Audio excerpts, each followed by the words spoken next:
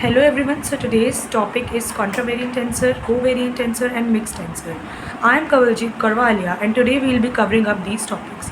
So first of all, contravariant, covariant और mixed tensor पढ़ने से पहले हम वेक्टर स्पेस को जान लेते हैं कि वेक्टर स्पेस क्या है. हमने वेक्टर स्पेस को पढ़ा है, बस एक शॉर्ट इंट्रो से हम शुरू करेंगे कि एक non empty set V over a field F, कोई सेट V किसी फील्ड F पर वेक्टर स्पेस तब माना जाएगा जब पहली बात जब वो टू ऑपरेशंस को सेटिस्फाई करे. First is addition and next is the scalar multiplication is set to be a vector space. पहला V plus is an abelian group. V plus के साथ क्या हो, अबेलियन हो. अबेलियन ग्रुप में 5 प्रॉपर्टीज़ होती हैं, कॉम्पिटिटिव ऐड हो जाती हैं तो वो सेटिस्फाई कर जाए. 1 dot alpha gives alpha, here dot represents operation for all alpha belongs to V. हर एक एल्फा जो V को बिलोंग कर रहा है उसका 1 के साथ ऑपरेशन अगर हम लेंगे तो एल्फा आना चाहिए. C1 C2 are any constant and bracket alpha must give C1 C2 alpha for all alpha belongs to V and C1 C2 belongs to F.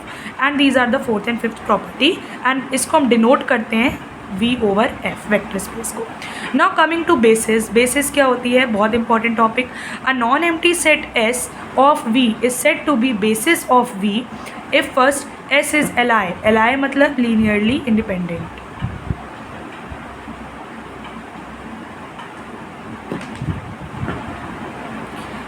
So right now हम इसमें अभी इतना नहीं जाएंगे हमें, क्योंकि हमारा टॉपिक है tensors. So basis is S is linearly independent.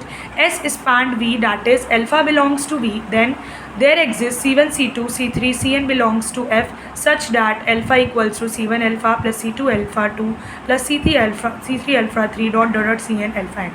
S जो है वो V को स्पैन करना चाहिए, मतलब हम लीनियर कॉम्बिनेशन में अल्फा 1 और C1 को लीनियर कॉम्बिनेशन में लिख के ऐड कर सकते हैं.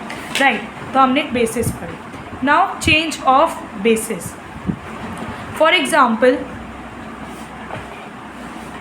our next topic is change of basis. For example, if EI and EI dash are two bases vector space V, EI and EI dash belongs to V. So we know कि tensors में हम I को subscript या superscript से denote कर सकते हैं. यहाँ पे हमने I को एज अ सबस्क्रिप्ट लिया है. अभी हम पढ़ेंगे आगे कोवेरिएंट एंड कॉन्ट्रावेरिएंट, अभी हम बस चेंज ऑफ बेसिस के बारे में पढ़ रहे हैं.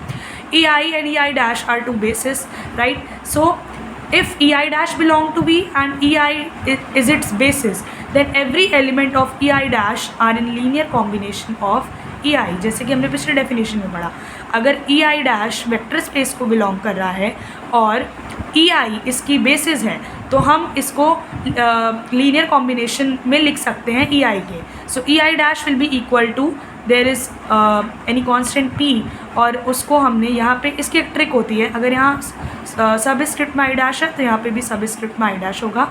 सुपर स्क्रिप्ट में I and here also then I, this I and this I dash.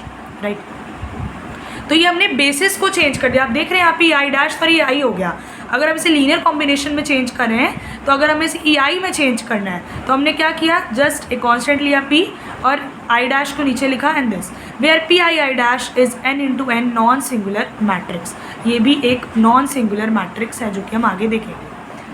Now EI dash is equal to PI dash EI. Right, EI dash ऐसे ही हम लिख सकते हैं PI EI plus PI dash 2E2. अगर हम इसको ओपन करें एंड ये जाएगा PN I डैश E की पावर n.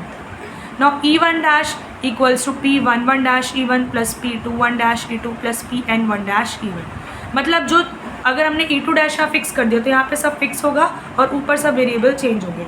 तो आप देख सकते हो कि ये एक मैट्रिक्स बन गई.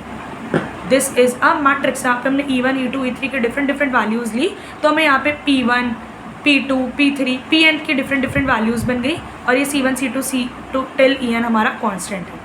राइट, सिमिलरली अगर हम यहाँ पे डैश ना लगाएं, हम सीधा I लगाएं, तब भी हम P को I डैश और I करके लाइक C, यहाँ I है तो यहाँ पे भी I, तो अब चेंज तो I डैश में करना है ना, तो I डैश और यहाँ पे भी I dash. This is one trick. Now coming to our topic contravariant vector.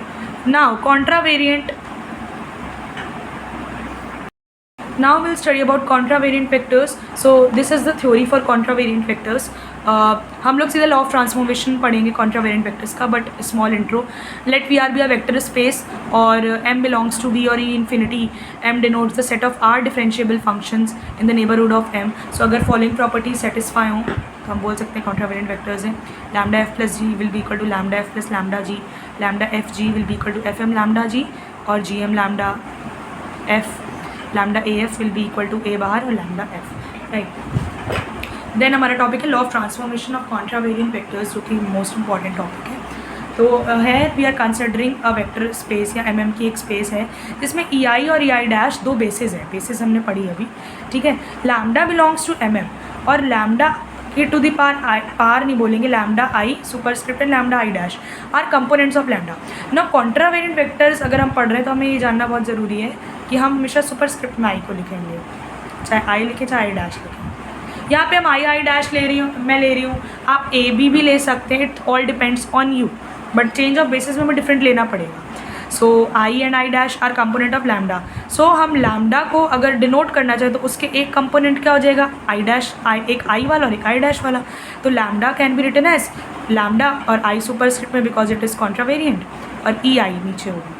Then lambda lambda I dash और ई आई डैश दोनों क्या हो गए, इक्वल हो गए. Now we know by the change of basis कि अगर हम ई आई डैश निकाल रहे हैं तो हमें पता है यहाँ पे भी सबस्क्रिप्ट में आई डैश जाएगा, आई इधर और आई.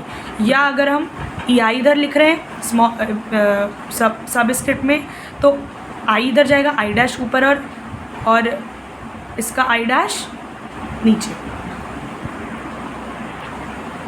now जो हमारी फर्स्ट इक्वेशन थी हमने उसमें बस सब्सटीट्यूट कर दी वैल्यूज़. यहाँ पे lambda to the power I E I था, उसको हमने सब्सटीट्यूट कर दिया P I I dash E I dash and lambda I dash E I. अब वो पीछे वीडियो को दो. तो लैम्डा आई और P I dash I minus lambda I dash को कॉमन लिया तो ये ज़ीरो आ गया.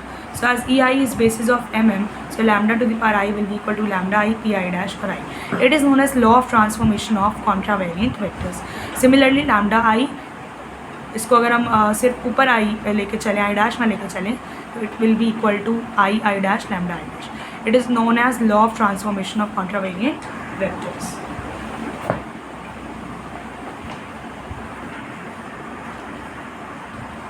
सिमिलरली हम law of transformation of covariant vectors भी पढ़ सकते हैं.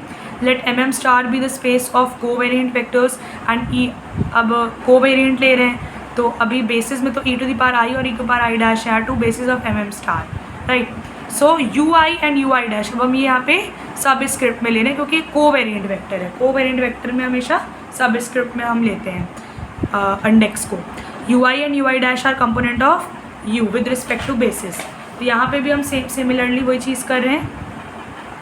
U can be written as U subscript में I to the power I and U can be written as U I dash E to the power I dash.